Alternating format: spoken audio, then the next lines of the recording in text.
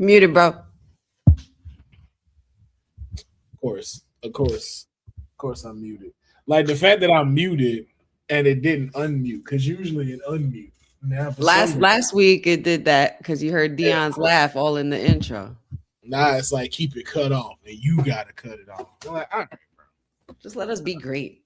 Let us be great. It's always something, man. It's always something. Get myself right. Ooh.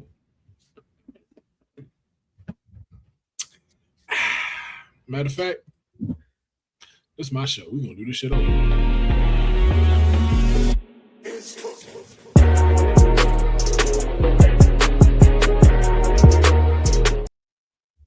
Ladies and gentlemen, welcome to another edition of the Kayfabe Podcast. As you can see right now, we are not the greatest wrestling trio today. For one night only. It feel like the Hardy siblings are in here, man. We are your favorite tag team on the internet. The Councilman and the Sweetest Oos are going to be at the helm today. Dion could not make it for tonight's episode. Apparently, there was a 4-bedroom loft in downtown Atlanta that he needed to close tonight, and he just was not going to be able to get through all of that traffic to be able to make it here today. But don't worry, we're gonna keep it rolling. But it's quite interesting how when it's time for him to take some accountability, some reason he ain't here. Honey brought this up to me before we started the show, and I was just like, I don't know. At first, I was like, I don't get what she's talking about. Then I forgot what we have on the schedule today, and I was like, oh, we do have to talk about it. It was like what do you want to talk about? Like, what do you want to talk about? I know what I want to talk about. You know what I mean? But I just find it ironic. It's very ironic. It's very ironic that when it is time for him to defend the American Nightmare after questionable decisions are made, it's nowhere to be around. I find that very, very coincidental, even though I don't believe in coincidences. So very interesting. But we will be doing a recap on the Clash of Italy. Of course, we're going to be talking about what happened on Monday Night Raw, NXT, a little bit from last week's SmackDown, and then hopefully some previews from SmackDown. But we also are going to be getting into Kayfabe Unreal. We are going to be deciding how do we execute a memorable title reign for the current Women's World Champion, Liv Morgan. Okay, right now it's very stale, it's very bland. Our champion is an ornament piece to a tag team feud. We're not liking it. We're not digging it. So we're getting in the writer's room. We're getting in the writer's room, and we're going to figure out how we're going to book Liv Morgan through 2026. That's right. This is my Triple H voice because it's a new era. Tonight on the Kayfabe, okay? I thought it was like a mix of the Will Jonah Jameson coming out and a little bit of Hunter in there. That's what I was smoking a little bit previously, so that's that kind of helps because he does smoke cigars, you know. Yeah, that's what I was like. It's more his is more tone, be like, all right, so we have to plan WrestleMania now. So, fellas, what are we thinking? I think we should make sure LA Knight does not go over. It can't happen. It can't happen. It possibly can't happen. We got to get Drew McIntyre out of Mania. It's not going to work with him and Andy. It's not going to work. We got to put Cody in again somehow. But this time we have to go with Cody. And once again, we got to make sure that we can make this the greatest WrestleMania we have. We only have a little bit of time. So, let's get it. Okay, Hunter. But before we jump into that, we have to talk about the greatness that was happening. All I can tell you is this. If you had a wrestling show this weekend, I feel so bad for you. I feel terrible for you because none of you are the talk of the town like mask versus mask. Noche de las Grandes. Original OG Americano versus El Grande Americano. A masterclass in wrestling, a masterclass in storytelling, and just pure cinema. Just if you weren't watching it, I don't know what you were doing. That's like missing out on Jesus bowling. Like, who misses that? Or playing basketball on the court. Yeah. It's like Jesus, Bobby Shmurda, Lil Wayne, and Rick James playing Uno in front of your house. Like, you got to see it. You got to see it to believe. You had to see it at least. If you didn't go outside, what were you doing? But I have to ask you, honey, first. We are rating this match. So on a scale of 1 to 10, what do you give this match? Mask versus mask. Shit. Like, to even think about a rating for this is absurd because it's just one of those matches that outdo a rating. So I'm going to go with an 11. 11 to infinity and beyond, because that match was absolutely chef's kiss. It was, I damn near cried.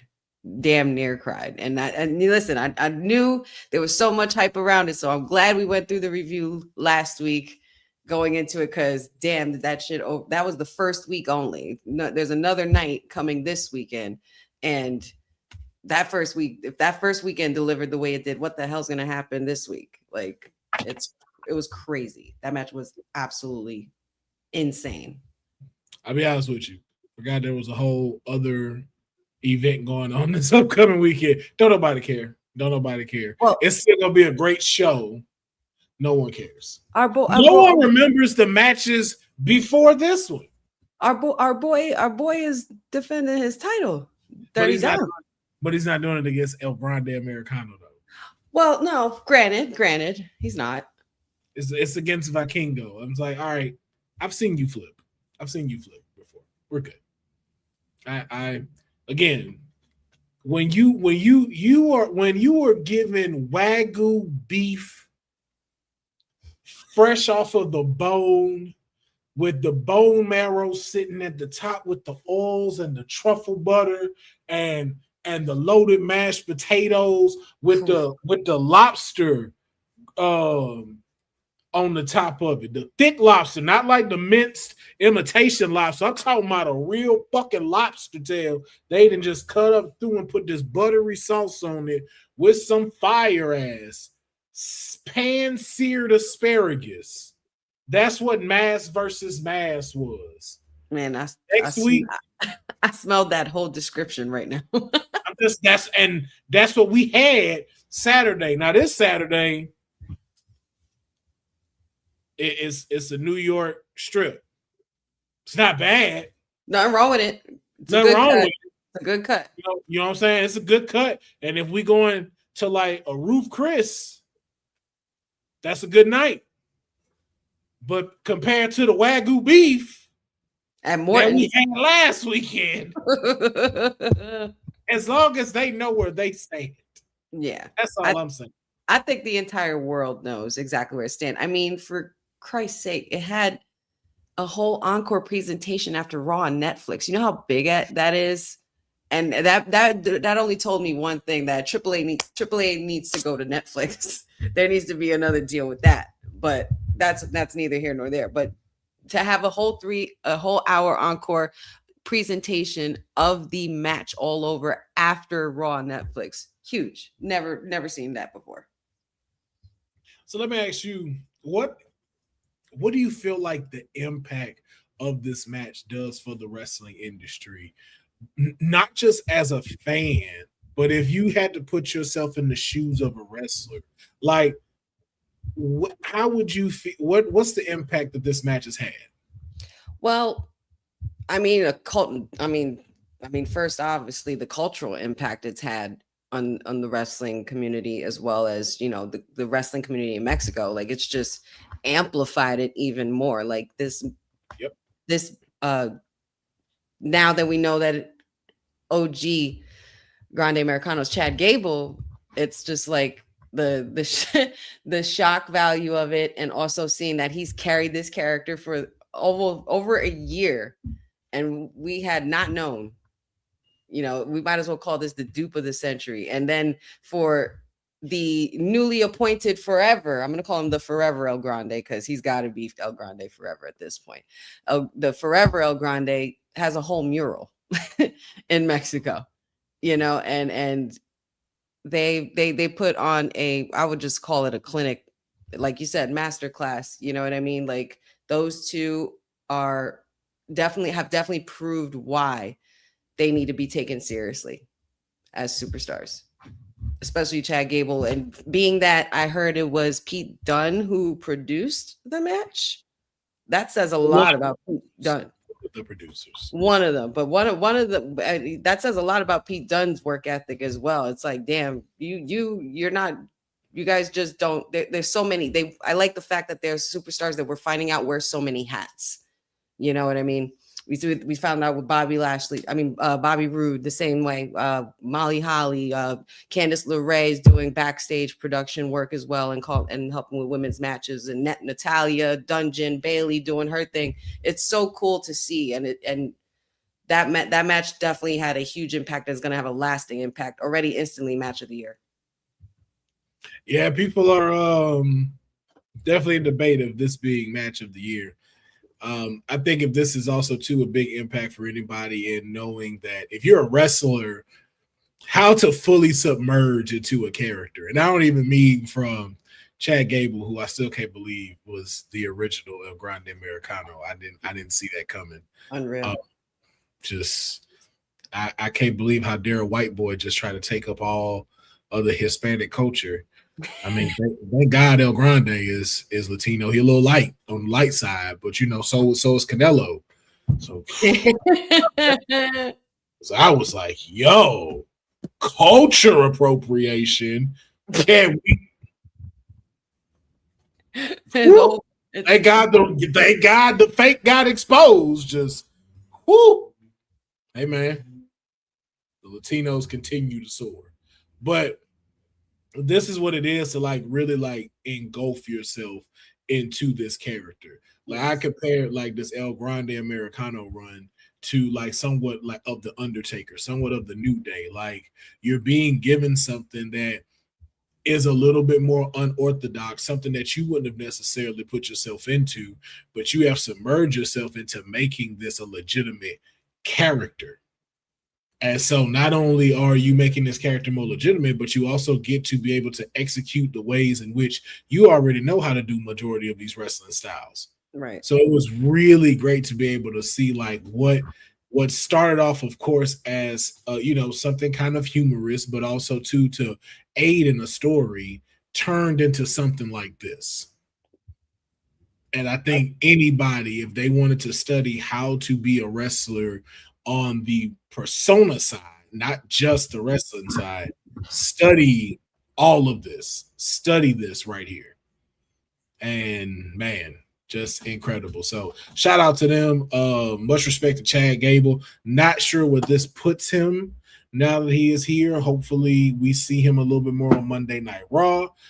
He says he does want to go back to AAA, but the more we find out, the more you find out. Now, get your lighters and your drinks ready. We recapping. I should have grabbed a drink for this. What do you want to talk about, honey? I gotta. Let's talk about this shit show of a starter, because that's what it was for me. It was just a shit show and a clusterfuck of a bunch of shit I didn't understand. I didn't understand what was going on. But Cody Rhodes and Gunther started pretty much the first hour of Clash in Italy. And Cody won, retains the title due to the fact that the ref counted 2-3, but the ref didn't happen to see Gunther's foot under the rope. Therefore, Gunther got screwed. That's three. That's what 3. How many moments has Cody ruined? Like, it's And no one like that. And I'm not even trying to be shady. I know I rip on Cody and rag on Cody a lot, but I'm just saying, man, shit's looking a little repetitive. And it's like, why is there always something to happen when we know we're about to get the title off Cody? Because I was damn for certain that Gunther was winning. I was certain that Gunther was winning. I knew there was the possibility of Cody retaining, but I had a feeling Gunther was winning, because there's no way that you get away with saying to his face, you're just not that good enough, and no repercussions met. I mean, you saw it throughout the match, though. Like, Gunther was dominating. And I think that's one of the things, too, where it's like, for me, I knew it was going the wrong way when they said it was opening the show and it's going to be on the first hour for free on ESPN. I was like, dang, both titles are for free on the line? I was like, they're not losing. They're not losing. And then I saw it was Jade's next, and I was like, yo, they really not losing this belt. And so I was like, it's either that or it goes by pretty quick and we see Gunther get crowned. But for it to go down the way that it went down, it's like, clearly Cody has nothing for this person, and that showed. And we don't want to show a tactic of how he can get out of defeating Gunther. And it took this, which was, again, I get what they're going for, but that's what happens too when you go for a very meaningless ending like that just to try to keep this story going. That's why it didn't go over well. We know that ref saw his leg over there. That's why Cody had to pull that bitch up on 3 so it don't look like his foot was on the rope. I mean, under the rope. But we know that ref saw, because the ref slid over to you, saw that foot there. We saw you see the foot. We saw the angle. We saw the angle it was shot at. So if we saw it and you landing right by his head, you see that foot. So I was just like, okay, man, that's why that didn't go well. But the match was good. The match was getting somewhere. It was doing a lot. I was like, yo, we finna see Gunther get crowned as a champ, and he ain't messing around. He might put Cody to sleep. And I don't know it. Match was like 8 minutes too. That's what like pissed me off too. It was so short. Mm-hmm. I didn't like that. Like for the Universal Champion and for the ring general Gunther, that should have been a banger. And not for. I'm tired of doing this shit with Cody. I really am. I really am getting a little like it's like I said, it's getting too repetitive for me. But I don't know what we're doing with Gunther. Now it's the curious case of Gunther. No, it's because it's not over, because he didn't beat him clean. Like, if anything, Cody's number was up. Like that's what it is. So if you really want to do something, it's like, hey, give them another title shot and do it in a submission match. Thank you, Cindy-O. That's exactly what I said before we went live. Dion ducking because he knows his boyfriend sucks. Not his boyfriend, no. I didn't say that part, but damn, Cindy-O. Oh, Cody Rhodes. Cody Rhodes. Dion should know this is coming. Like, come on, bro. You missing out on the day we got to talk bad about Cody. Not even bad, just critique Mr. Rhodes. And you know damn well he would be so on the opposition of this. He would call it a great match. He would say it's another successful title defense. And you know, Cody's just swindling his way, keeping his title, man. It's just hey man, Cody Rhodes. Right. It's just Cody Rhodes. Let's go to the next topic. Right. Oh God. But I guess we'll see what happens with these two. I don't know. Easy to find and hard to beat. Apparently, he's hard to beat even for the ring general, which makes no sense to me, because you tap out John Cena, you tap out AJ Styles. You're being the legend, not the legend killer, the career killer, and all this shit of sorts. But you lose to QB1. I mean, but again, look how he lost. Though we got to again. We know what they're going, so that's what we keep in mind. Because this didn't hurt him because we saw what it was. Like Cody was gonna lose, but because that happened and his foot's over the rope, he think it's finna stop, and then the count don't stop. So this didn't really hurt Gunther. Now it's just one of those. Okay, what is the reaction gonna be when we get to SmackDown? And we're gonna talk about that. So I don't want us to get into too many predictions about it because we are gonna give our SmackDown prediction. Also, what happened to the fact that, like, also what happened to like the times where the general manager or the official comes out and says, no, we need to start this match over. These people came to see a title shot and the title will be defended. Like, why are we not doing that for Cody? We do it for everybody else. We ain't done that in a while. In a long time, but they're not gonna do that because then you're acknowledging the mess up did not go over the way you want to. Okay. And I think that was one of the things they were trying to get away from. Like, that's the one thing you don't want to acknowledge when something you've done with the storyline doesn't go well and whatnot. Courtney, if you down, feel free to jump in, because Dion decided that, he don't need to be here when we talk about Cody Rhodes. And I don't know why they're making Cody to be like a Super Cena. He's 200, he's 222. I mean, he's QB1. I got some other names for him, like Coochie Rhodes, Cootie Rhodes. That first one was the New York version. I was like, that's some shit New Yorkers say. Snooty Rhodes. Snooty Rhodes. When he wants to get mean with his friends and stuff, lashing out, Yep. But we're going to talk a little bit more about that when we get over to SmackDown. Rhea Ripley versus Jade Cargill. I'm mad. I'm so mad. And also, you know what? Because, and that's one of the reasons why, like, I also, because I had, besides the fact that I had company here, but the way this PLE started just left a bad taste in my mouth, and I didn't even have the energy to want to go on and talk about it. So I just came at the end. But this match, I think, pissed me off even more than the last one. My only thing about this is, if you haven't seen it, Jade Cargill did not win. Rhea Ripley remains the champ. What does this do for the champ? Because we obviously see, okay, you're setting up to maybe give us Jade versus Charlotte, or we're still doing this whole trios thing. But it's like, what happens with the Women's World Championship? Who's up next? And why are they involved in tag team action? Why? Don't get it. I don't understand. Also, go ahead. I'm sorry. No, I was just like, no. So it's like, what is it? Like, what's next for Rhea in your eyes, honey? Like, she's now, beat Jade in like a rematch. What next? Do we get another match, or do she move on? And if she move on, who does she move on to?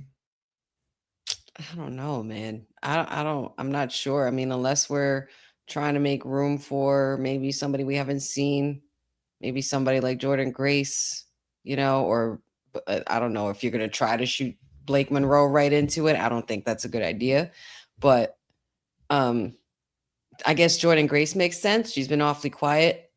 She hasn't really been seen on SmackDown, but that's the only other person I could really think of who I feel like can match Mommy as far as like being in the ring. But with Rhea, man, it's not Rhea's fault, but I'm just worried that the company relies on her way too much. And this is not to, I'm not trying to be invasive or be in people's personal lives, but we got to understand these superstars are people too.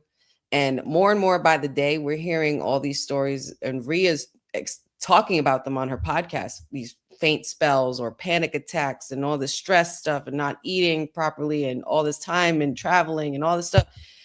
I feel like y'all are overworking the poor girl. I think what should be next for Rhea, for me personally, would be to send her ass on a honeymoon with Buddy and just relax and disappear for a couple weeks. I feel like she needs a break, and the company's just not letting her. So it's not even her fault. but you could see it in her. I just feel like she just looks tired. Like, and it's not even in her performance. She's still mommy. When the lights on, that music's on and all of that stuff, fine. But with the stories that we hear on the podcast and the stories that we see, like, you know, and heard with her saying all of this, it's just like, it makes me worry for like, for her health to keep up with the schedule and stuff like that, you know. And she's also been dealing with personal things going on, and but I don't know if that's neither here nor there, if that has any determinant or involvement in her performance, but I just feel that it just feels like that. And I don't know why we're afraid to trust someone else. You know, look, we've had this discussion the last couple of weeks now. Like, they're just not making room to throw these superstars into the wolves and just see what they do with it and put the strap on them. And I feel like Jade looked great. She looked like a heel. She looked like she was supposed to. She did her thing. Both women did their thing. I just don't really think that. I just don't agree with what the company decided to do with the retainment. So. But go ahead, Will. I know you got a lot to say on this. No, not really. Oh, okay. I mean, you said it all. So it just feels like I don't know if it's just me, but it feels like they're overworking the poor girl. And she's still young. She's still got so many years ahead of her. It makes me feel like she's gonna have a run just like Tiffany Stratton did, where it's just, what are we doing? And it's like, oh, we should put the title on the line. And then there you go. I guess. Then the clash of the Titans. Literally. 2. It's a great picture, man. Like, I just love finally being able to see somebody, and obvious, and even better, somebody melanated that could stand toe to toe with the beast. You know what I mean? Like, I'm just happy we got that. I thought for a quick second that this was possibly on its way to being a sweep, which would have been sweet, but we knew there was going to be a best out of 3, being that they put the number 2 on after this. God. Brock Lesnar wins again. Hey, did he though? Did he though? He definitely didn't. Didn't. That boy was winded. He won that battle, but he lost the war. My man took 7 F5s before he went down. Yep. You ain't never seen that. You ain't nobody seen that. Nobody. Mm-mm. That's why I was like, no notes. It was action packed. It was big mofos just going at it, and I'm fine with that. Big, no bread, no water, just meat. I was just gonna say it the other way, but I'll just say that. Yep. I ain't got too much to say on it. My client said it all of that match. So, like I said, we'll see you at SummerSlam, Brock. Wrap this thing up. Becky Lynch versus Sol Ruca. For me, I'm gonna say match of the night. See. Yeah. Congrats to Sol Ruca. You know, being the first Black woman to be Intercontinental champion. No matter how y'all feel about it, no matter how y'all want to say it, hey, shout out to the Black woman getting it in. You know what I'm saying? New IC champion. Against the man, no less. Against the man, no less. We're gonna talk a little bit more about Sol Ruca as we get into Monday Night Raw. But I want to go now to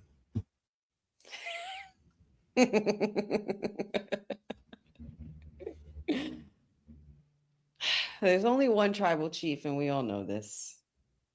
I did there was a percentage in my brain that thought Jacob could take it, but it's Roman, man. It's the tribal chief. Roman Reigns defeated Jacob Fatu in tribal combat, which involved nothing tribal except the outfit that Jacob walked in on. That was it. Not a shred of leaves, not a shred of bamboo, not a shred of anything. Right. Remotely Samoan, except the two people in the ring. Not even like the family in the front row or nothing like no Haku, something. special dance entrance, no nothing. Just oh god. I think it's like the one gimmick match that's not gimmicky. It's like it's just because it's a no DQ match. Hey, y'all just keep trying to name them. It's a no DQ match. Just say no disqualification. Why are we changing these names? I was like, Tribal Combat sounds special. It was like, nah, just they can fight anywhere, and they just got to end it in the ring. All right, that's it. Like, that's it? Like, yeah, we keep it simple. What? Yeah. Why? Just... I mean, what? All right, so I'll say this then, Will. Because we got the result that we got with Roman. What do you think, or what would you have liked to happen if the title was put on Jacob? If the title was put on Jacob,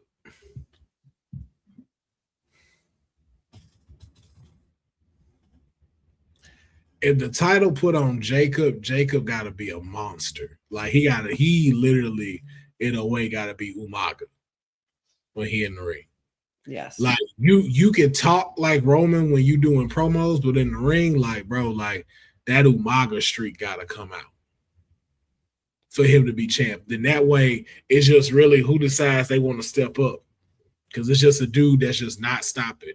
I want competition. I'm the champ. I want to do this. Run him.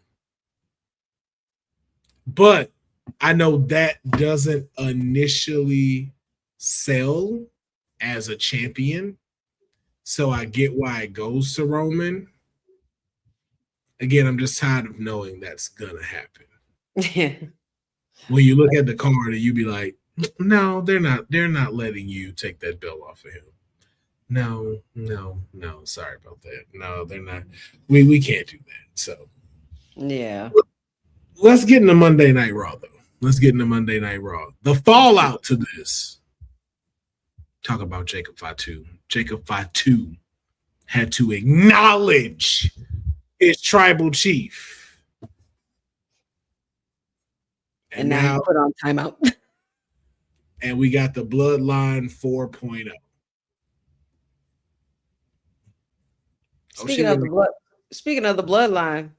Oh, she really came in. I didn't think she was gonna come. Yes. I'm gonna be honest. I didn't think Courtney was gonna join. I love Courtney on a pop in and a running. Let's go. I didn't expect that. Hold on. I gotta change some things around.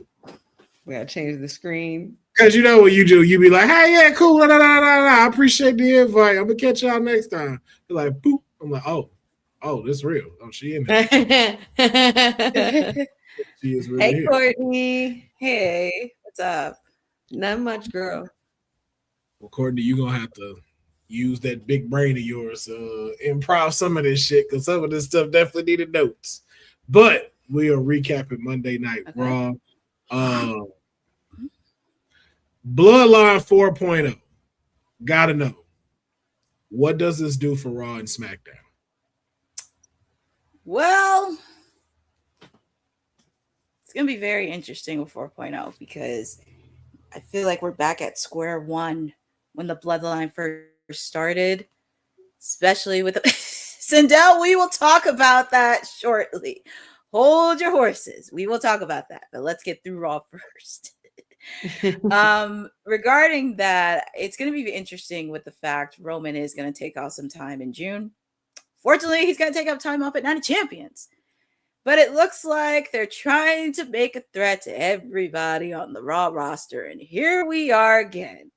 And it sucks because I want LA Knight. And I've been saying LA Knight for the world title. I would love for Seth and Braun Breaker and even CM Punk. But it looks like we may be getting a taste of Bloodline.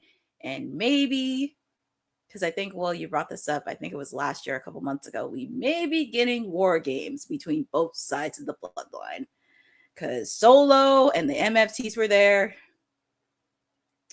So That's a lot. that's all I have to say because I'm kind of at a point, and I usually don't say this, but I don't really care. And I don't say much about I don't care. I really don't. Preach that gospel. I just say, I very rarely say I don't care, but. So is this a good thing for Raw and SmackDown, or is this necessarily not the best thing for both brands?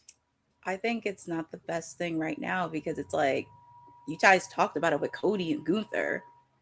And also with the fact, outside of Gunther, is there any legit opponent? Well, I'm still waiting for Sami Zayn to turn heel because I feel like he needs a heel turn, for God's sakes. Man. He needs a legit heel turn. Screw Sammy. Screw Sammy. Justice for Drew McIntyre. Bro. I know. And also Finn, like Finn's going to be on SmackDown. So it's like, finally, at least Finn gets an opportunity because I think he hasn't faced Cody before. He might have, but it's been a while since they've crossed paths with each other. So I don't know if they've done it on WWE. Hold on. They have fought recently, but I just don't know. I feel like, yeah. Because I'm thinking. Or if it was for the title. Hold on. Let me just go backtrack. No, because I know he hadn't gotten a shot for the WWE title in a minute. And when he did, it was with Seth. Okay. Their rivalry, they have shared the ring many times. Their rivalry peaked during Cody's feud with Judgment Day. So we're going back to 2023. This is 3 years ago. Balor defeated Cody Rhodes on Raw in a triple threat match that also featured The Miz for the World Heavyweight title. They faced off in a main event for Monday Night Raw and another one on Monday Night Raw. They've had one-on-ones, a few of them. Okay. And but nothing like one-on-one legit, like. Nah. Cody Rhodes defeated Finn Balor in a highly one-on-one match. Well, that was with not one-on-one because there was always interference with Judgment Day. That was when Judgment Day was always interrupting and helping Finn, or they were always helping Damian Priest, or they were always helping Dom, or they were always helping. It was those. So we still do a banger between those two. So we still can, absolutely. We still former Bullet Club leaders. There's a lot of history there. Yeah, better not. Of history. Can't fuck that story up. A lot of backdrop history. Yeah. So then we we still owe the banger from them. But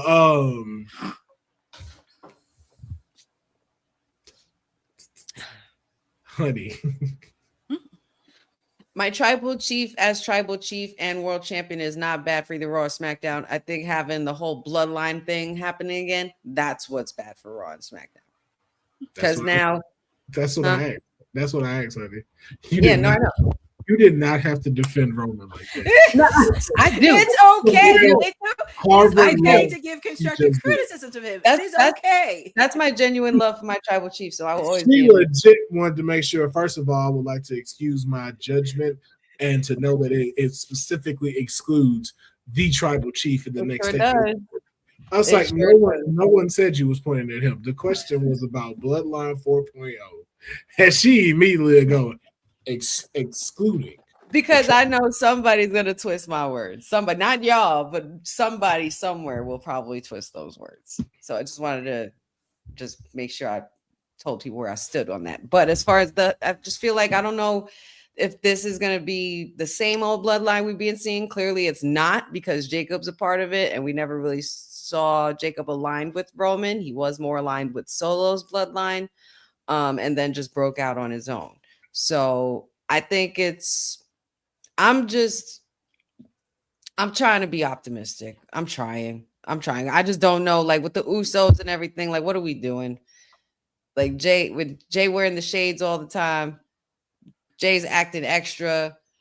Big Jim's always been cool, calm, and collected. We've had no worries with Jim, but it's also like, what are we doing with all of these guys? What's the whole point of this? There has to be something. I thought Jacob was going to slap him in the face on Monday. I really thought he was going to slap him in the face. Oh, the Tongan grip was coming. Do you think maybe, or maybe do you guys think that Jacob is just following suit because he's a man of his word? I mean, well, he said that. Yeah, but also still doing that to save face, but in his head, maybe the real plan is you have to take out the bloodline from the inside. Well, I mean, either way, it's one of these things of like, okay, you put yourself in this situation. That's just how boring the story is to me now. Oh Lord. I don't know what inning it is. It might be like what, the 11th inning? I see why people don't finish baseball if you're not there at the show watching it, man. But Jacob, it just really depends on where they shift the story to go to. But I think all of those elements are there regardless, just because of how everything went down.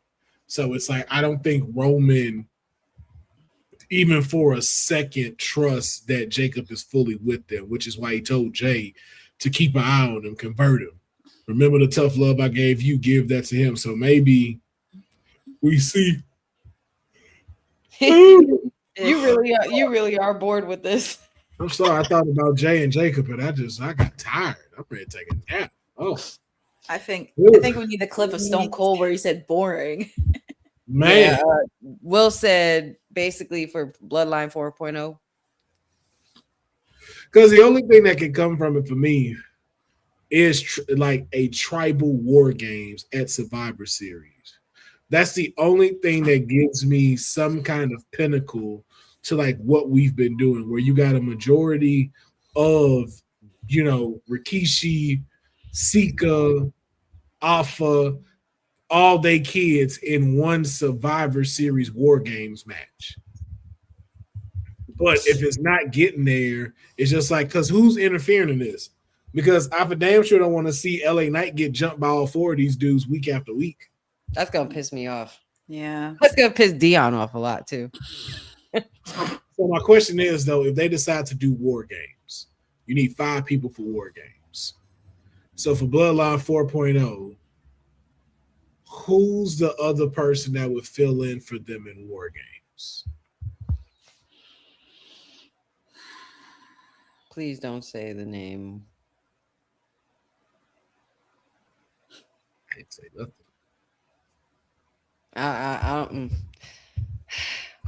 Now you're saying who joins this Bloodline 4.0? Yeah.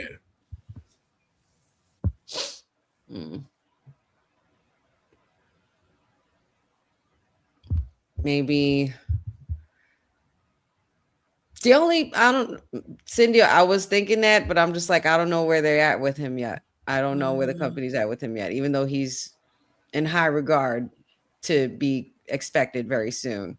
But I feel like the only one who kind of makes sense to me is Tama Tonga, because he's kind of been straying away from Solo a bit.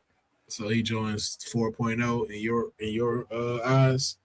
I feel like he's the only person that could come to my mind about it. I don't want to see another CM Punk thing. I don't want to see none of that. I really don't.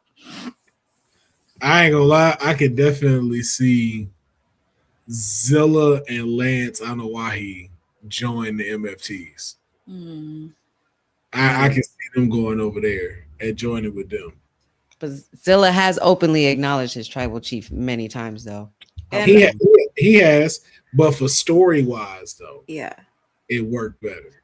And also with the fact, too, they're on SmackDown. And also with the fact Zilla has a beef with a guy on SmackDown, that's Ricky Saints, because he called him out many times. He called him out on Denise's podcast many times in the past, and he said he's coming for Ricky. Oof. I don't know what it is, but... See, I just hope we could trust the writers to be smart. I know, it's just... The two people that I said to go on his actual team, they're not going to get that written right by Survivor Series. There's no way. There's no way y'all finna have this come out the way we need it to, and especially with us being in June. No, but we can dream. We can dare to dream at any time when it comes to this. But we are also going to keep it pushing. We're going to the King of the Ring first round winners in the male side. We had Femi do what Femi does best. Consider this gear. This is gear one Oba right here. Mm-hmm. You know what I'm saying? Brock don't realize what he's done, but he gonna find out. He gonna find out in front of all his friends at SummerSlam. Best believe that. But it was Carmelo Hayes, Solo Sikoa, and Penta tried to do their best to take down the ruler, but the ruler came through demolishing. And then Io Sky, the genius of the Sky, took the victory in the women's side of this match this past Monday with going up against Roxanne and others. Should have been Roxanne winning, but you know, it is what it is. I get it. I understand. She the favorite, whatever. Moving forward. I want to talk about these brackets. Let's talk about these brackets. Now, my question is first, how do we feel about this being fatal 4-ways and not 2-on-2? And did you automatically catch that it was fatal 4-ways, or was I the only one that thought these were all 1-on-1 matches? When they were explaining it, I heard them say fatal 4-way, and I was just like, oh, different, but okay. I guess it's fine. I come from the era of King of the Ring being its own pay-per-view and lasting the whole time, because the rounds were pretty much done in the same night, where superstars were fighting 2 to 3 times in a night to become king or queen of the ring. But that would take forever, clearly, with all the talent that we have, especially on this roster. I mean, you know, you could have less segments. Hey, would we dare? We could start a few segments. We need to have Maxine in the background talking Austin Theory, but we can't hear what they're saying while there's another segment going on, and then leading into another segment where th're brawling out over here. Oh my God, we forgot. We got to throw in the Danhausen segments. Oh my God. We got our sponsors are paying us. We got to put more commercials. Oh shit. And then we also got to do the sponsored segments, you know, where Otis is talking about how he loves Papa John's. We got to throw that in there. Yeah. I don't know. We might have to do fatal 4-ways, y'all. But Courtney, what are your thoughts? Did you prefer that these be 1-on-1, or do you feel like a fatal 4-way still gives the king and the queen of the ring tournament its just due? When I first heard about it from Clash in Italy, the brackets, I thought at least they were going to be 1-on-1, but when I found out on Raw it was fatal 4-way, I was like, who's going to be up for the first match? And I just think it was too obvious, because obviously they didn't want to ruin Oba's stock. It just sucks because Penta and Carmelo are all in the same fatal 4-way. Same thing with the ladies, because obviously Julia was in it and Io Sky, but obviously that kind of figured out. And even because I know you guys are going to talk about SmackDown in a little bit on the matches, and even for next week, it just seemed, and I think we talked about this last year where we did feel it was a little bit rushed, because I think they had the same format that they did last year for Night of Champions, I believe, because I think it was either 1-on-1 or fatal 4-way. So it does kind of loses a little bit of aspect with the king and queen of the ring, because it used to mean something, but it's always hard because it's like, oh, we know the obvious, we know who's going to be advancing into this and that, and I don't know. And it's also interesting too, because last year we did not have champions. We did not have any champions for King and Queen of the Ring, and seeing Sol, Ruca, and Liv Morgan, that was we'll get to that. Get to that. Okay, I don't want to give any spoilers, but I just want to make sure. Did anybody point that out? But no. We about to roll into that. We about to roll into that just for a second. But I wanted to stick with the men first, because I knew that was going to be a whole conversation. So yeah, the men was very interesting. Yeah, so I want to get y'all predictions now. We know Oba advanced. So we know one fatal 4-way is going to be Braun Breaker, Dominic Mysterio, Trick Williams, and Damian Priest. Who walks out of that the winner? I would love for it to be Dom. I don't know why it's long overdue for him.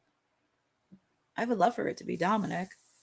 As much as I love that, I'm gonna have to go with Trick because Councilman sold me last week. I'm gonna have to go with Trick. The only reason why I wouldn't say if Trick wasn't in this, I would say Dominic. But Dominic still has the AAA title. He's gonna go defend that this weekend and all of that stuff. Yes. I feel like Dom, there could set up Dom perfectly. If not for King of the Ring, you set him up perfectly for Money in the Bank. That makes a lot of sense. And plus, Trick's stock is like so hot right now. You don't want it to cool off. We just want to get to the coronation. We just want to get to that coronation. That's all we want. With King Booker. Oh my god. Pinky ring. The pinky ring. Yo, man, I'm telling y'all. Another one. If Trick brings that back too, the pinky shit and all that stuff, like bring in light Booker T antics. Come on now. Oh yeah, man. I love it when he'll expand it out and be like, oh my goodness. Like he low-key cried, but smiling at the same time. The face, yes. The dramatic, like my people. It's just a dramatic, my people. People. My people. I love it. But okay, so we got Oba and Trick in the semifinals. I'm going with I'm on the same page as Sindel, man. I feel like Brock gonna cost him and Trick gonna go to the finals. I'd had my same theory about the men's. I also have it with the women's as well. Okay, we'll get to that one. So on the other side, we have Rollins versus Javon Evans versus Hikuleo and Ricky Saints. Big Conga. Who wins that match, though? That's a lot of personality in that match. Yeah. Has Seth ever won King in the Ring? I don't think so. No. Seth could run with a good King gimmick, though, not for nothing. He's King Rollins? King? Yes, King Seth. Listen, he's had the Architect, he's been the Beast Slayer, the King Slayer, So you think that's what we need next for SummerSlam would be him and Roman? The Monday Night Messiah. I feel like we're gearing towards that. They're teasing that very, very lightly. We have seen Roman as champ try to go in for his show, and Seth is always in his way somehow. So there's that lovely Batman Joker love-hate story between them two. So I feel like we could gear for that. Okay. So you're going with Rollins? I would have to go with Rollins. I was going to say Javon, but I'm going with Rollins due to the story I just made up in my head. Courtney? I would pick Seth, but I have a feeling Braun Breaker is going to cost him for some odd reason. I just think for some odd reason. I know it sounds crazy, but for some odd reason, I think Braun Breaker is going to cost him. So I'm going the opposite. I'm going to pick Ricky to advance in there. So you, I mean, Braun, you think Braun's going to cost Rollins? I think Braun Breaker's out here costing himself. So yeah, I mean, hey, but that's a full. Damn, how do you have to do that, man, like that? It's like the third time, bro. This is like the third, fourth time this has happened since he's come on. It's not his fault. His knees don't work. It's not his fault. And you called her. They definitely work. You see how fast he runs. He just can't. He just doesn't know his own strength. That's his problem. And you called her an action killer. She is. She knows what she's done. She knows what she's done. I didn't do anything. I didn't do anything to the Vision. The Vision. Logan Paul's injured. He's out for the rest of the year. Then honey, yo, did you really just say that? Did you really just say that? Did you say I know honey did not just say she is not responsible for that. From day one, you said that group need to break up. I cannot wait. This does not need to happen. Because they're cursed ever since Rollins got hurt. Everybody else is getting left and right. They might as well break up. Because you started it. Because you the faction killer. They wasn't even starting yet, and she was already like, break this up. It's Logan's fault. It's Logan's fault, basically. She better hope the Knicks win next week in game 2. I don't gotta hope. I don't have to hold on to hope. I believe. I got belief. You know what? I'm going with Javon Evans. I think Javon Evans may find a way to sneak in and pull this off and then go into the semifinals. It's just, and I think he's just like always a fun time with whatever match he's in, and he's always getting better. So, and he's starting to get a little bit of that mean streak a little bit to understand, like, I gotta be on my P's and Q's when I'm in the ring and really trying to do this stuff. So then we have the match of all the folks who cannot take an L outside of Royce Keys. You got Jey Uso, LA Knight, Finn Balor, Royce Keys. Man. Oof. You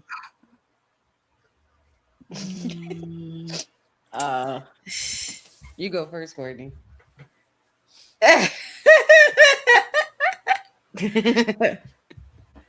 I would pick Royce Keys, but I'm actually gonna go sideways because I'm picking a person that needs a win. The Prince. Finn Balor is sneaking a win. And with the fact he has not had a singles win in quite some time. He's been win Balor the last few weeks. But plus Courtney, you already know. Let's just be fair. You already know. It wasn't fit to be 4 black people in the finals of the King Queen in the King of the Ring. It's not gonna be 4 black people that's going to. It would be wonderful. I mean, it would be a beautiful wait a minute sighting. Now. We got two of them in there. Right. All right. We're doing too much now. They're literally at the door counting. It's so fucked up. I mean, let's get Rollins in there. I would say Royce Keys too, but Solo, I feel like Solo and them is gonna have some shit to do with it. Mm-hmm. I think it might be Jay. I think it might be Jay. Just because of that little speech Roman gave. Oh yeah, that speech. And especially if he pins LA Knight. That's gonna make me so mad for LA Knight, bro. That's gonna make me so bad. So mad. Because Finn can't take a loss just coming to SmackDown like that. So he ain't got to win, but he can't take the pin. And neither can Royce at this time. Royce Keys can't. I mean, you do make a case for Prince turning into a king. That would be fire. Mm-hmm. I honestly don't want Jay near this King of the Ring. I don't want him winning it. He should have been in it last year. Like, you really gonna make this boy work his way back after I mean, you would have to, considering how he lost the belt within a year. Look how far we've come in a year, but not Jay. Yeah, I'm gonna have to go with Jay. I'm gonna go with Jay with that one. Mm-mm. And then I think it'll be Trick versus Jey Uso at Night of Champions. Oh boy. Yo. If Trick doesn't win. And if he bring the Yeet back during Night of Champions. Yeah, I guess. I don't know. I mean, they were yeeting on Monday, even though he wasn't. He hasn't really come out and yeeted in a while, too. He hasn't really been on that yeeting kick. And honestly, that's kind of refreshing and good, because I was getting tiresome somewhat, because it's like, is there anything else we could do? When he does it and it's nobody else with him, it's dope. When his brother come out with him, that's when it start dropping and stop. When it's another person coming out with him, that's when it's dropping and stop. I'm like, yo, bro, that's why I be saying, like, a lot of these people's, like, those little quirks that they got, those should just stick to them. Like, that's why we stopped doing this, because then Rhea started doing it so much. I'm like, yo, bro, I don't even know. Why? Like, let people have their own shit. Let people have their own shit. Like, it's cool if you're at a live event and y'all do it like once or twice. Just it was like, oh, did y'all see it, man? That's why you gotta go to a live show, man. Stephanie McCurry and Rhea Ripley did the Devil's Kiss, and it's like, oh, now that y'all in cahoots with each other, y'all keep doing this. Like, come on, man. I think honestly, I have my final 4 before we get to that. Yeah, so Femi, Trick, Rollins, And I am gonna go say Finn because I would love to run it back to Rollins and Finn. I never get tired of seeing them go at it. Yeah. So you want to turn him into Finn Balor again? No, I think he could beat Rollins. Rollins doesn't need to win King of the Ring. I feel like it would be cool for Finn Balor to do it, but I don't know.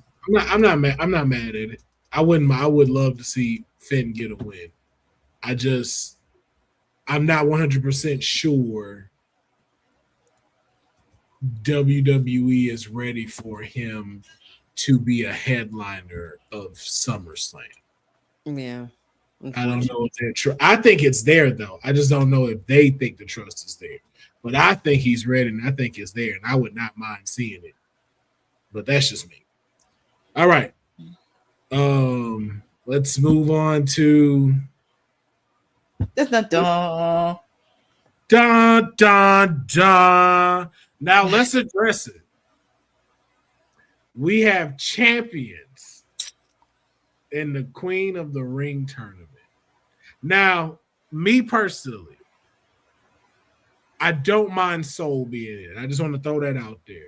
I think Soul having a mid-card title, I think that still does represent becoming Queen of the Ring. And for me, that fits. Where it doesn't fit is why is our women's world champion, Liv Morgan, in this tournament? What is happening right now?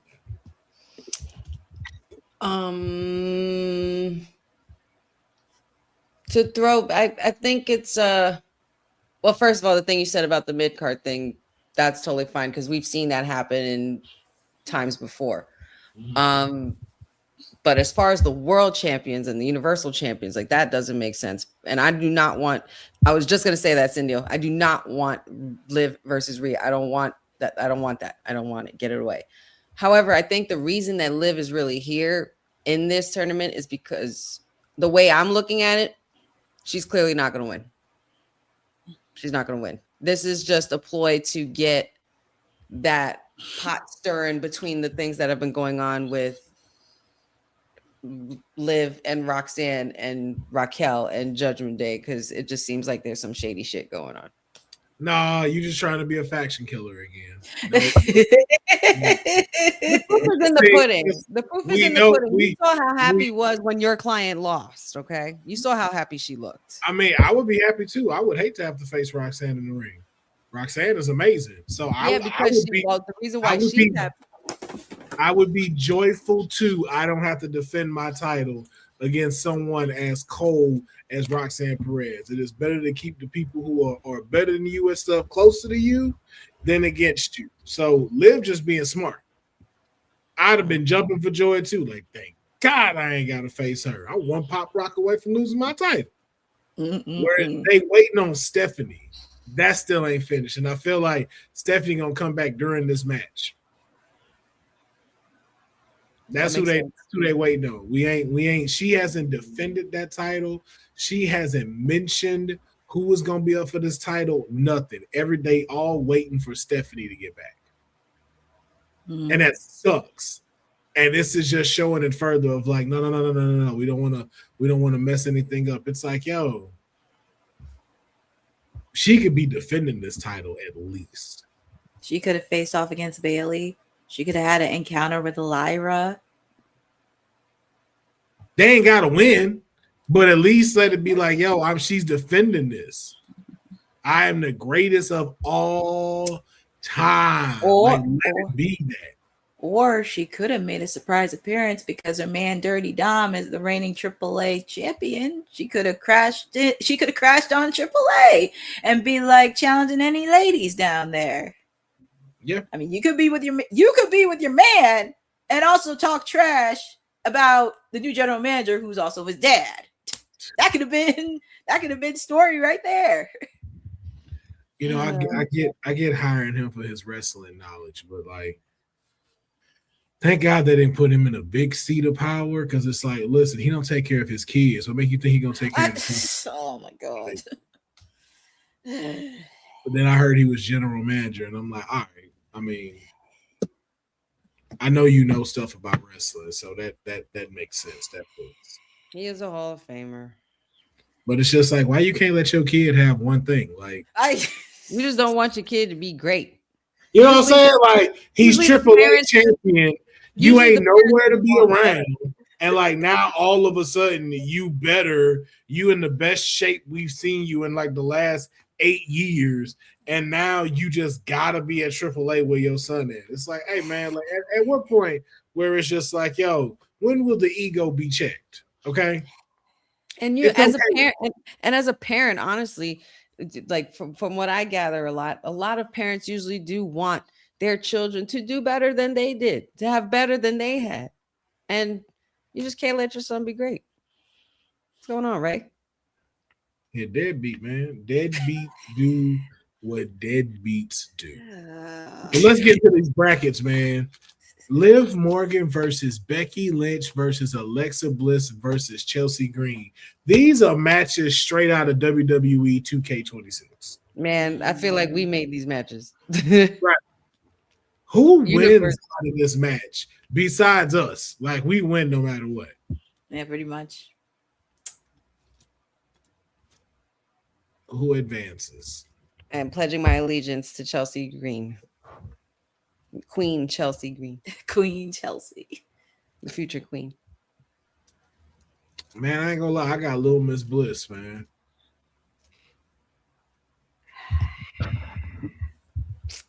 I really want to go with Alexa, but I have a feeling Charlotte's going to advance into the next round. So I'm picking Miss Charlotte Flair. Wait, she's not in that match, though. Wait, Charlotte's not in it? It's Liv. Oh. No, but she's in it. She's in a different Fatal 4-Way. My brain is so dead right now. I was like, I know Charlotte's in one of the matches. She said, but I know she's going to face Charlotte Flair, so I'm picking Charlotte Flair. What? Right. Wait, what? My brain is just so dead today. I'll pick Alexa Bliss. So she's in it. I'll pick Alexa. She's never won before either. That's probably one thing she hasn't done. Yeah. All right. Then in the next bracket, we got Soul Ruca versus Lyra Valkyria versus Charlotte Flair at Jade Carter. So are you picking the same for this one and Charlotte Flair? Now that she said this match. It's gonna be interesting. Her and Jade gonna be facing off in the same match. It's gonna be very interesting.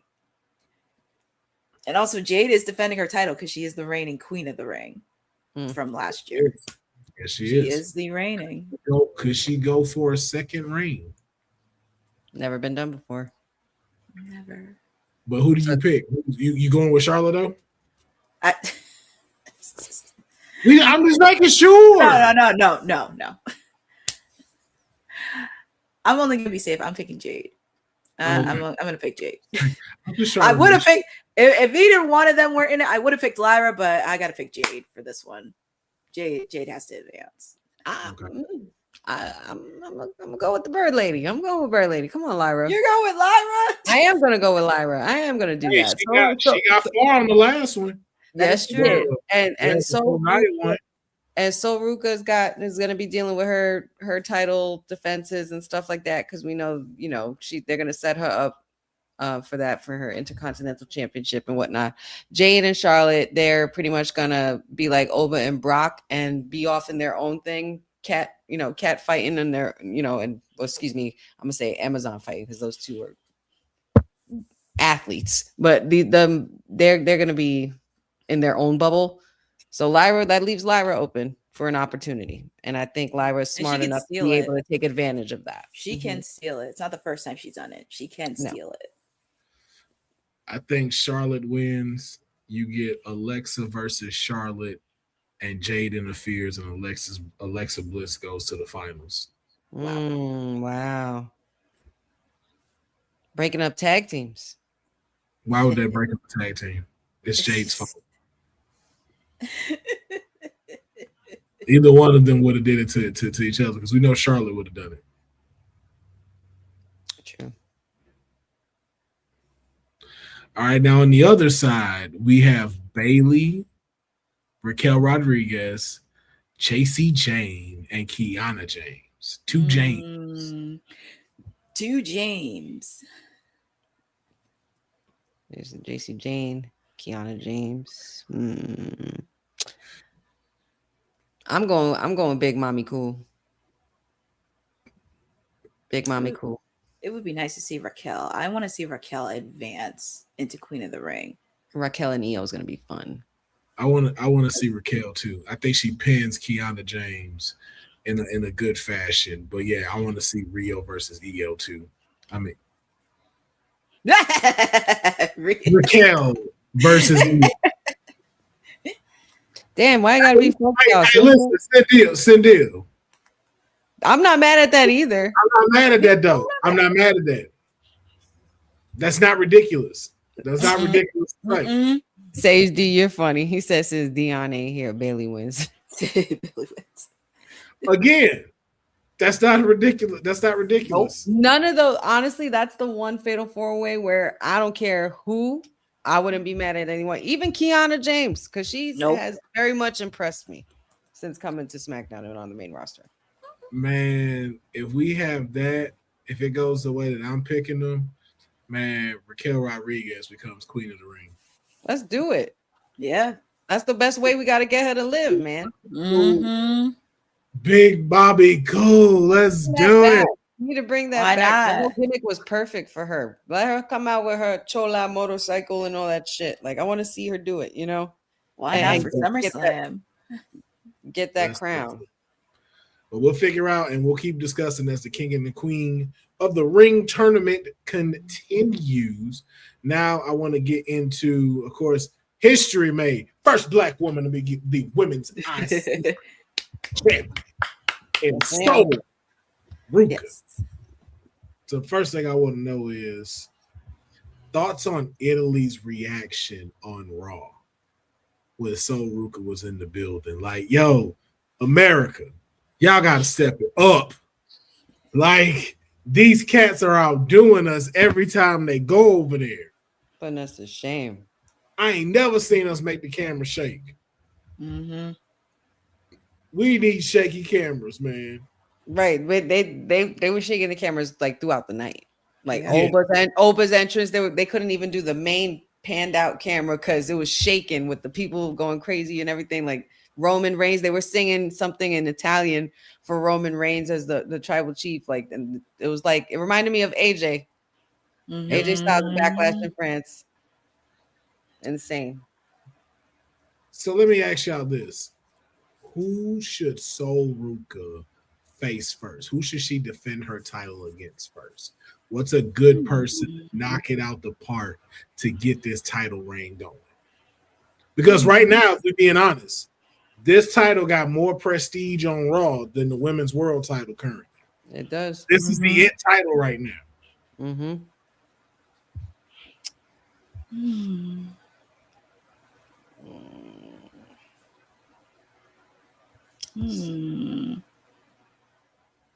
Soul Song. I like it. Soul Song. Took her. Your soul is mine. Soul is mine. Why do we do it at the same time, bro? But yeah, who y'all got? And this is on Raw. This title is being like she's on Raw. Just want to make sure I get my roster right. Yes. You know, I'm gonna go left field in this because since we're talking about Raw and we haven't seen her on TV, I would like for her to do something with the low-key legend, Natty herself. I would love to do a program with her. Okay. Honey, who you got? You should have somebody. You've had these questions already. I know. I just have to think on the fly and think like, who is on Raw? They beat you to this. You had time to write these. Because I had to think like, who's on Raw? Blake's gonna be. It would be Blake Senior, but she's gonna be on SmackDown, so I don't know if that's gonna happen. Soul/Legend. Blake's on SmackDown, Cindy. Yes. Did they move Julia to Raw? No.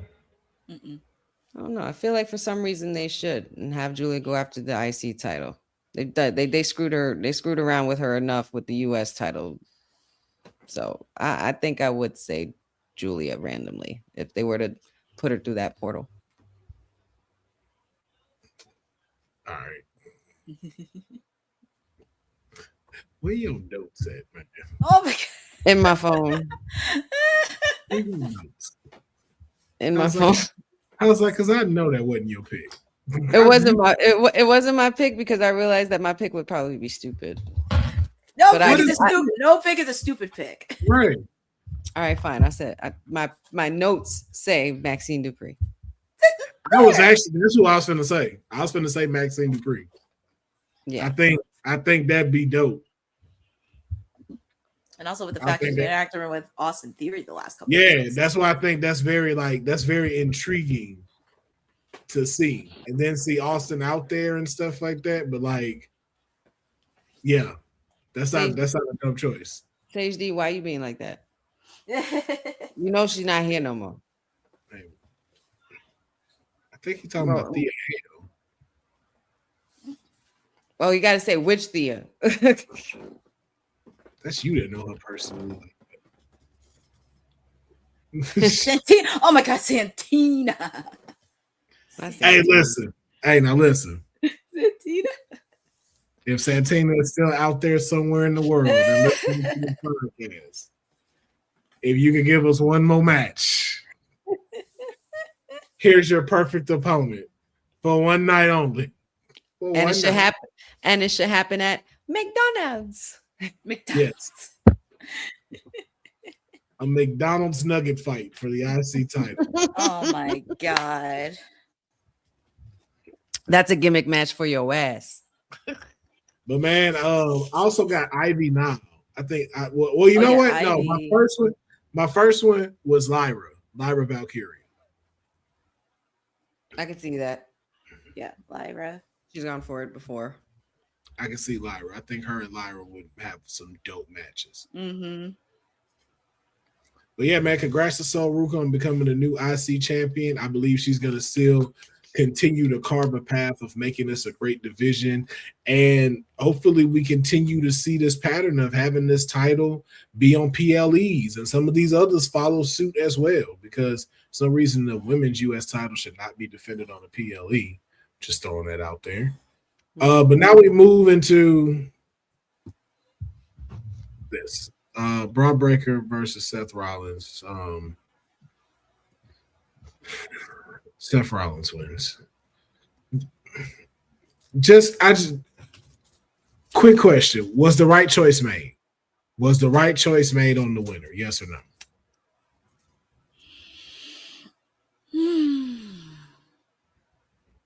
Here you go, Courtney.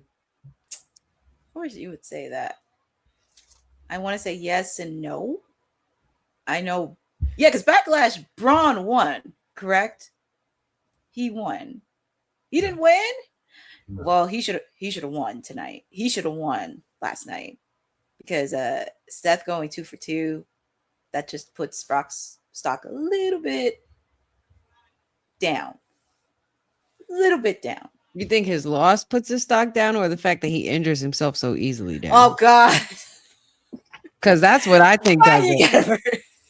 I wasn't going to bring it up what happened, but we're talking about it, you know. The elephant in the room.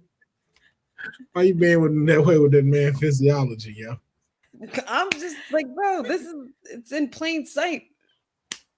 And it happened. It's like when an athlete, like, you know, in basketball, football gets like an injury, a no contact injury. Like half this time it happens all because of himself. Like it's like weird. Why? And I don't know. Leave this man alone. I'm not. Ron. He said I'm not. I refuse. Baby Steiner need to get it together. Baby Steiner. Like you gotta get it together, bro. Yeah, right. He broke himself. He's like Braun Breaker, but he broke himself. It makes no sense. So they said that this was the last one. This ends and closes the beef. So no. What does this do for the both of them? Does this push them forward any? Does it set them back? Like, Or is it just something where see y'all next week? They're doing whatever they can to postpone, well, to hold off on whatever they can for when Bronson Reed comes back. I feel like Bronson Reed is going to be the X factor, or he's going to be coming back soon. We still don't know exactly what his timeline has been like, even though he's been counting the days and posting and being active on social media and whatnot, and changing his look up, because he definitely doesn't look the same the way he did when he left us. So I feel like that's what this is gearing towards, since Courtney mentioned the 2 wins that Seth Rollins got up on Braun Breaker. Braun needs his help. Braun needs some help. Austin can only do so much, and we know Logan's out of commission. So, and with the fact too, you hold the tag team titles and your tag team partners out, and that sets 10-20 backward steps to the depleted tag team division on Raw. The vision has gone blind. Well, there y'all have it, ladies and gentlemen. I ain't got nothing to say about this, man. Congrats that it's over. Quick little NXT run. Just seems that we have some new contenders, potential contenders, vying for Lola Vice's NXT title within, to me, Ren Sinclair, Kendall Gray, and of course Kalani Jordan, as she is holding the title currently. Now, my question to you, out of all of these women, who makes the most sense to be the next NXT Women's Champion? Yes, honey. Honey, she had her hand raised. Her, Kalani Jordan. There's no ands, ifs, or buts about it. No question. She is her. Let her be her. I was gonna say the same thing. Like, it's long overdue. I don't know why she didn't get the belt sooner than you think. Well, Lola it's just time. got it. I mean, I know she got it, but I mean, Kalani needs. I would love for her to be NXT Women's Champion. I would love for her to be her and see them letters pop up. Just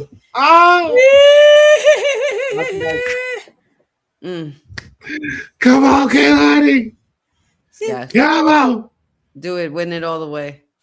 And then Zarya demolished Lizzie Rain. Wow. Showcasing that she is not playing around. She wants the NXT North American Championship, and Tatum Paxley should be scared because Zarya, the one we in that first set of promos, is back. Thank God. Even when she first took long enough. When she first came on NXT, she was terrifying. And she back to that terrifying state. Thank goodness. Then we had Evil declare war against Tony D, Angelo. I'm not just gonna call another man D. Pause. But Evil set out the gauntlet that after Tony D'Angelo successfully defended his NXT title this past Tuesday, Evil has declared he wants a shot, he wants the belt. It's sad how much we do not care that this is going on right now. I was gonna say, I do not give a fuck. Wow. I really don't. Sad. It's so sad how much we really don't give a shit. Wow. It's us. It has nothing to do with Tony D. It has nothing to do with Evil. It's us. We're the assholes. Just so it's very clear. We are the assholes, and we need to do better. We're not going to start today, but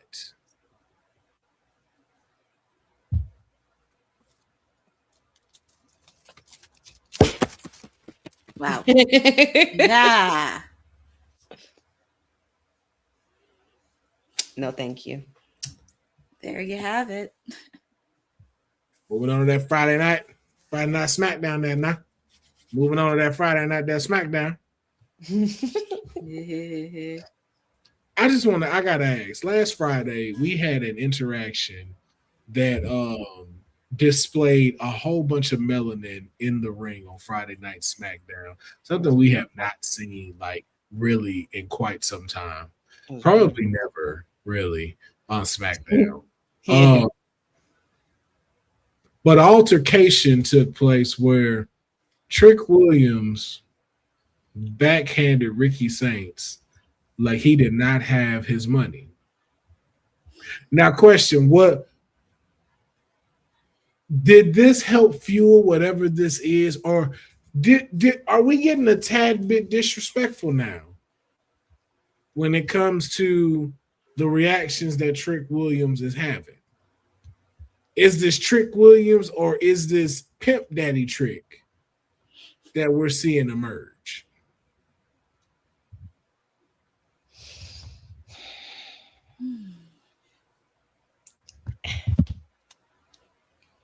If it is, I don't like it. If it is, I'm not a fan. Let Trick just be Trick.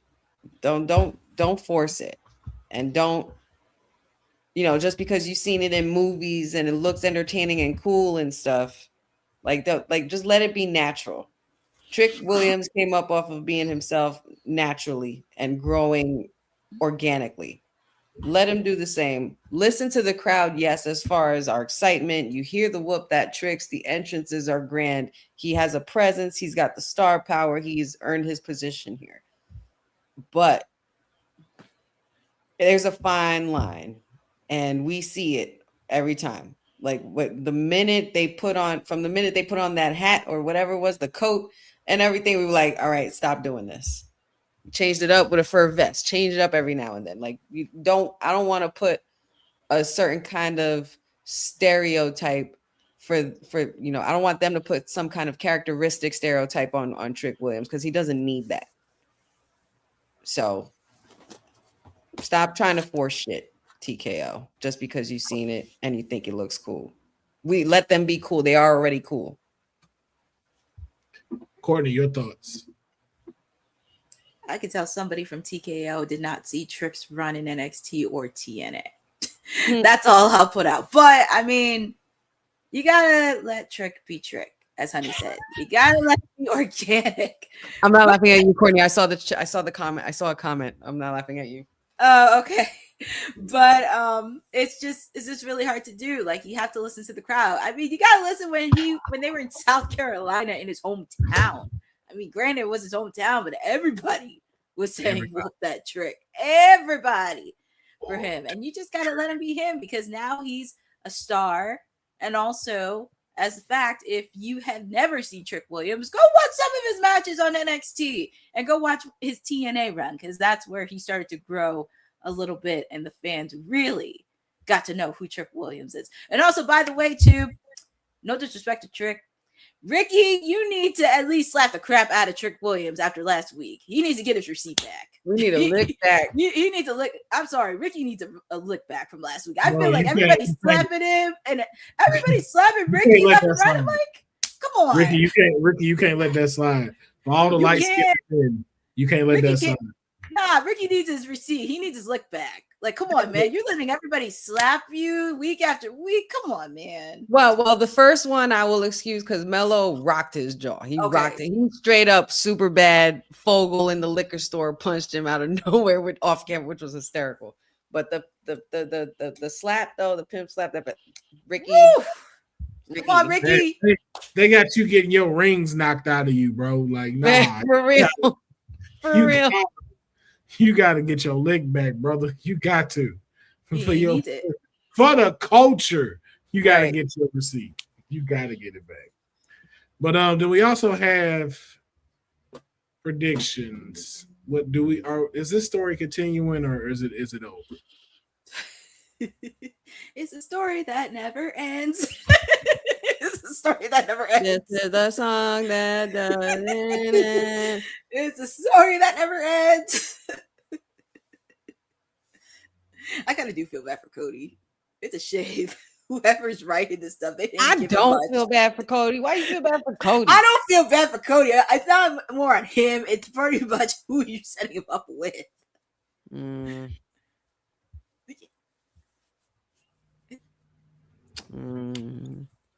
Man, whatever. I don't whatever. Finn Balor is on SmackDown. Yes, he is. The Prince is on SmackDown. I need to know 3 things. And honey, you going first because you had this question before Courtney. I know. 3 things that needs to happen on SmackDown for us to have win Balor. What are 3 things that need to happen with Finn on SmackDown?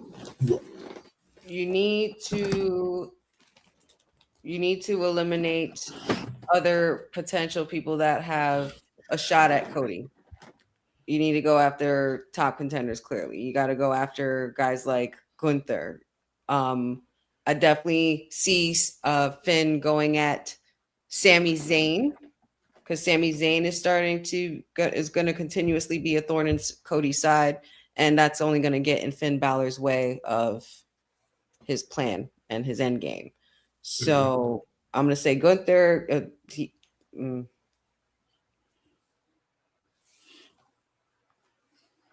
Gunther, Shinsuke. I mean, not Shinsuke. Excuse me. Gunther, Sammy, and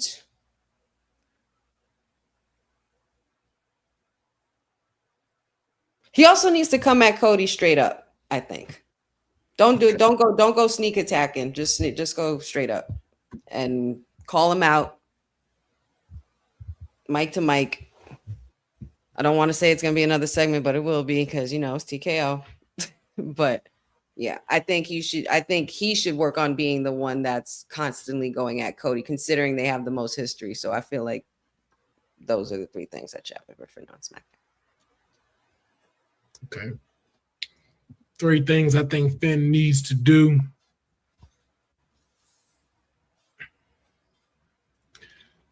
Finn needs to beat Carmelo Hayes.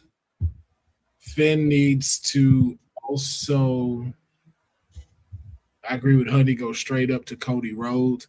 He also needs to beef with Drew McIntyre, because I feel like if we have a good Drew McIntyre run, I don't want to necessarily see one of them win, but I'd like to see it project them into like some kind of triple threat action with Cody for the belt. In which Finn Balor rises tall. Yes, please. Justice for Finn. Still on my bingo card too. Going good so far. Going good. Courtney, 3 things Finn Balor needs to do on SmackDown. The Prince needs to confront Cody Rhodes and go for a world title gold. That's number 1 and way overdue. That's the first thing he should do. Second one, I would love for him to do a program with Randy Orton when he comes back. I think that would be very interesting because Randy still has some lick back, because obviously, of course, after he lost, he still has to take care of an injury. But I would love to see him and Randy go at it. And it doesn't have to be like a win-loss record. I just want to see them interact and have matches with each other. The Viper versus the Demon. That could be very interesting. I would love that, him and Randy confront. And I'm just going to throw out there just for fun. I just want to see Finn Balor and Ilya Dragunov go at it one-on-one. Oh, girl, that was in my brain. That needs to happen. That should be the first. That should be the first thing. Him and Ilya need to go at it. That's gonna be a zesty match. Very zesty. I like that. Well, we will find out, especially tomorrow on the SmackDown. Finn Balor premiering. We will see what's going to happen. You can also see if SmackDown will really be 2 hours. They started promoting Bron's show tomorrow on USA, so I'm not saying anything, but I'm just saying. Honey's face is going to tell us all tomorrow. It's just it's like Groundhog Day. If I show up, that's how you know. If there ain't no watch along, that bitch still bye. I'm off for the summer. No. Man, I don't know. SmackDown is like, I have like a love-hate thing going on with SmackDown right now, because it's like, make up your damn mind. What are we doing? What are we doing? Well, we'll find out tomorrow. tomorrow at 5 p.m. Pacific Standard Time. And then also we hear Drew is slated to return back to the WWE. Can I be honest? Go ahead. Yeah. I think Drew should hold off. We don't deserve it. We don't deserve Drew, man. Because to me, this is my champ right here. Like, but if I'm putting the belt on anybody on SmackDown, it's this guy. But for some reason, they keep wanting this guy to lose. Like, don't y'all know this man came to us as the chosen one, like dubbed that, you know. Yep. And look at how far we've come. And look at the feuds and classic moments he's given us. The trolling on social media, which amplifies the rivalries. The moment when he won the title, even though it wasn't in front of a whole crowd, but the emotion of it and him looking into the camera, like, y'all don't remember the weight of the pressure on this man at that time. You know, if you know what, I'm gonna say it now. Drew McIntyre is gonna come back and slate for a return, but he's gonna come back and take somebody out of that King of the Ring tournament. He could end up coming back and taking somebody out of that King of the Ring tournament and swindle his way into the King of the Ring, same way Cody swindled his way into his main event, because that is the receipt we need for Drew McIntyre. Justice for Drew. We all know she's talking about Bron Breakker. We all know. we all know who the killer is pointing this out to. He's gonna take somebody out.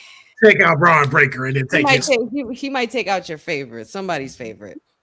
I don't know, but that don't put it past Drew to do something like that. I would not put it past Drew to do that. So I would not either. So we will see as more unfolds with Drew McIntyre on his potential return. A little bit of trending news. CM Punk also say he want to get back in the ring. You look good, Phil, but take your time. We're fine. We're fine. Just let him take his time. Let him take his okay. time. Let him breathe. We're okay. We're good. We're good over here. Thank you.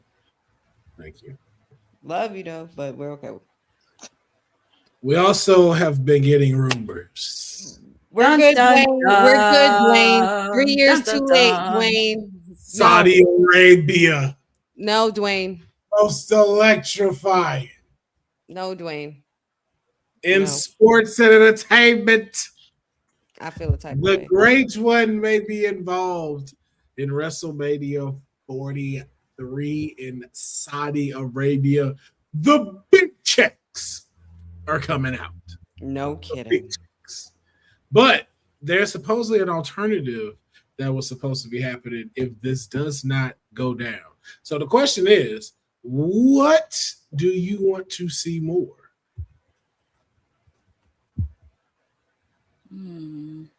Oba versus Roman?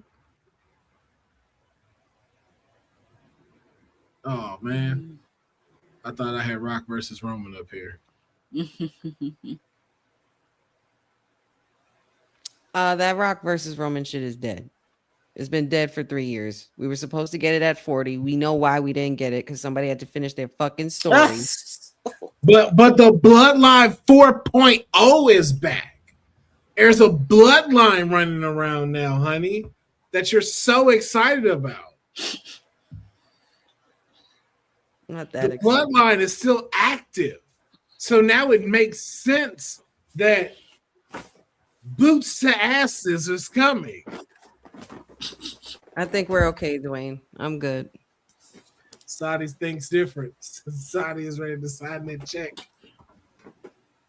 But here's the thing. Do we really want this? At Mania? I want you to look at this picture, and I want y'all to really ask, like, is this what you want? Because you know what this comes with. That means Roman hold this belt till next year. Yep. And that's why I was gonna say, do we really want that at Mania? I was gonna say I want it this year. I want it before this year is over. I want it right now. I want it at SummerSlam. I want it whenever, as long as it's right now. Not WrestleMania. So then you want The Rock versus Roman. I don't want that either. I wanted that 3 years ago. I don't want it now. They scarred me at PTSD. Hey man, give me my Rock and Roman match. My God. Never forsaking the match. They're gonna need all this. They're gonna need all the star power they need for Saudi next year. Let's do it. Let's make it happen, man. Let's make it happen. Rock versus Roman.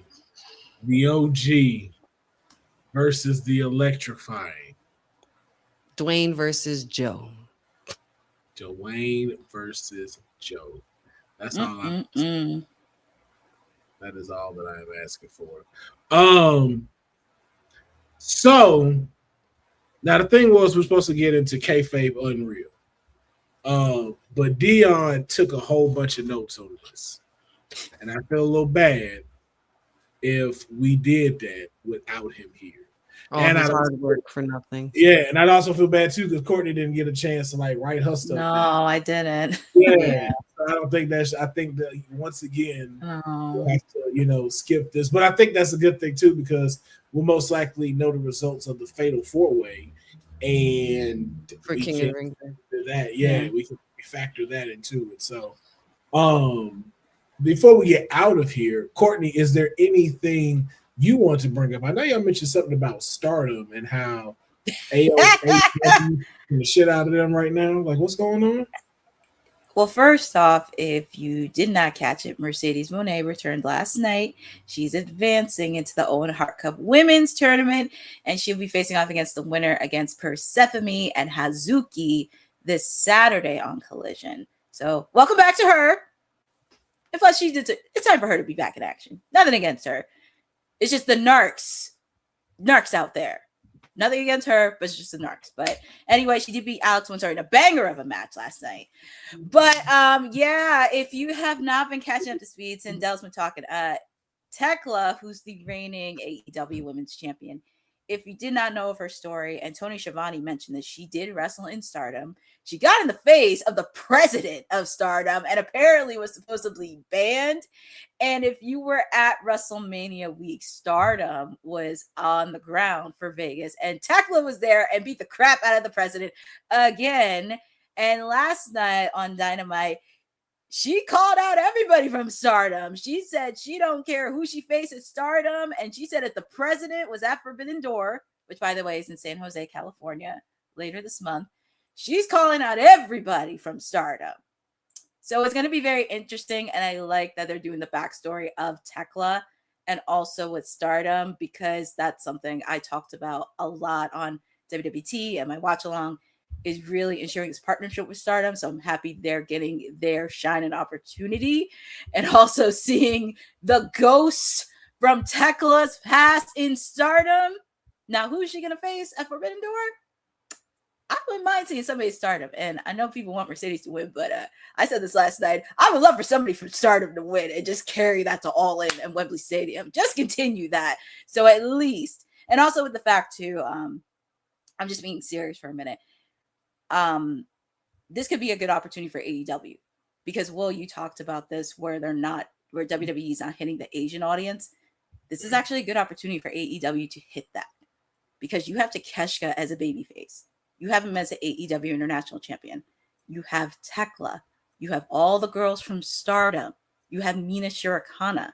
So they have an opportunity to really grab the Asian demographic that WWE didn't get to do. And they can finally crack the code on how to achieve that. So That's just a quick update. Is it true that Tekla is kind of pushing back on comments, or has recently said comments about Asuka lately? I didn't hear about that. I just heard about Stardom. I don't know what with her and Asuka, so I wouldn't climb up that tree if I was you, Tekla. I wouldn't. I don't think you want them problems. I don't think you want Oscar problems. No, you don't. Nobody's ready for Oscar problems. Nobody. And I definitely believe that inside and outside of the ring. Like, I feel like she didn't get that when she started wrestling. I feel like that saying was there before she started wrestling. Mm-hmm. Nobody's ready for Oscar. Like, whatever she was doing prior to wrestling, she already had that title. I'd leave that alone. Yeah. But, ladies and gentlemen, that's going to wrap up another episode of the Kayfabe Podcast. We want to thank Courtney for jumping in here with us. It is always a great time when the PR princess comes around, be able to give her opinion, give her predictions, and always giving us the skinny on what is wrestling. But we want to thank each and every one of you for checking out this episode. Wherever Dion is, hope you closed the house that you were trying to sell. I'm sure that family is going to enjoy the home you've selected for them. But be sure that you check out the Kayfabe Podcast every Thursday at 5 p.m. Pacific Standard Time. Gonna be having it's gonna be a summer of guests is what we're gonna start aiming for. We're gonna be aiming for a summer of guests. So you never know who's gonna pop up on these episodes. So stay tuned, continue to watch, and we are going to catch you next time. Enjoy the rest of your weekend. I hope you have a wonderful sleep tonight. Sleep well to where you wake up excited, like how the Knicks are. And I guess they're gonna win. I don't know sports. I don't know what's happening. And right now. Danhausen will be there. Danhausen needs to be courtside. Danhausen will be there. Listen, he's the rabbit's foot in our pocket right now. Okay. There you go. Can't wait to see Danhausen at the Super Bowl, guys.